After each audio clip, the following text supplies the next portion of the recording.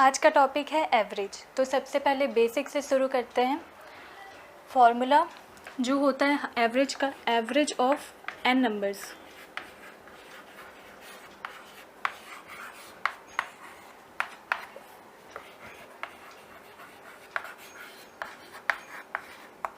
इसका फॉर्मूला जो होता है, सपोज इसको an लिखते हैं क्योंकि n नंबर्स का एवरेज निकालना है हमको। x1 प्लस x2 and so on up to xn। x1 से xn जो है वो है नंबर्स डिवाइडेड बाय n, कितने नंबर्स हैं। तो अब एक एग्जांपल देख लेते हैं। सपोज हम लोगों को 4 नंबर्स दिए गए हैं, 5, 6, 8, 10। तो ये 4 नंबर्स हम लोगों को दिए हैं, इसका एवरेज निकालना है। तो ये चारों को ऐड कर लेंगे एंड डिवाइडेड बाय 4। 4 इसलिए क्योंकि 4 तो नंबर्स दिए हैं हम लोगों को। तो ऐड करने से कितना आ जाएगा, 5 + 6 11, 19, 29। 29 डिवाइडेड बाय 4 आ गया 7.25। अब वेटेड एवरेज देखते हैं। वेटेड एवरेज किसे कहते हैं? वेटेड एवरेज में सपोज़ हम लोगों के पास 5 ग्रुप्स दिए गए हैं। 5 ग्रुप्स में हम लोगों के पास हैं जो मैथ्स पढ़ते हैं, जो लोग जो पढ़ते हैं संस्कृत, जो पढ़ते हैं साइंस। इसी तरह से हम लोगों के पास 5 ग्रुप्स हैं और सब ग्रुप्स का एक एवरेज दिया हुआ है मार्क्स का।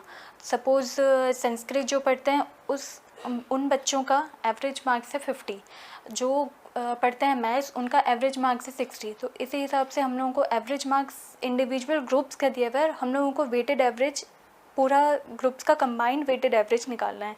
तो उसका फॉर्मूला क्या होता है वो देखते हैं।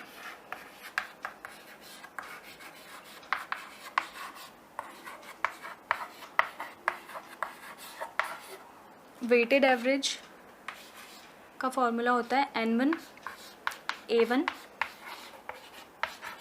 n2 a2 and so on nk ak divided by n1 plus n2 and so on nk। यहाँ पर k जो है वो है number of groups. n1 n2 ये सब जो हैं ये वही number of individuals in every group. a1 a2 जो दिया हुआ है वो है एवरेज ऑफ इंडिविजुअल ग्रुप्स। तो इसी तरह से हम लोग कंबाइंड एवरेज वेटेड एवरेज निकाल सकते हैं। अब कुछ क्वेश्चन देखते हैं जो आजकल के कॉम्पिटिटिव एग्ज़ाम्स में आते हैं। ये हम लोगों ने जो फार्मूला अभी पढ़ा वो तो काफ़ी बेसिक फार्मूला था, बट अभी जो कॉम्पिटिटिव एग्ज़ाम्स में जो भी क्वेश्चंस आते हैं वो इतने इजी नहीं होते हैं। तो आइए क्वेश्चन देखते हैं कुछ। तो सॉल्व करते हैं इस क्वेश्चन को। हम लोग कन्वेंशनल मेथड से सॉल्व नहीं कर रहे हैं, इसे मेंटल कैलकुलेशन मेथड कहा जाता है। इसे आप बिना पेन पेपर की मदद से भी कर सकते हैं। 5 मेन का वेट हो गया डिक्रीज़ बाय 3 kgs। इसका मतलब है कि टोटल 5 लोगों का वेट 3 kgs एवरेज में कम हुआ है। इसका मतलब है कि टोटल 15 kgs 5 लोगों के डिक्रीज़ हो गए हैं। अगर 150 kg वाला आदमी रिप्लेस हुआ है तब 15 kg इन लोगों का कम हुआ है। इसका मतलब ये है कि नया जो आदमी है ऑब्वियसली इन लोगों का एवरेज कम क्यों हुआ है, क्योंकि कम वेट वाला आदमी ज्वाइन किया है। इसका मतलब है कि उसका वेट 150 kg वाले से 15 कम होगा।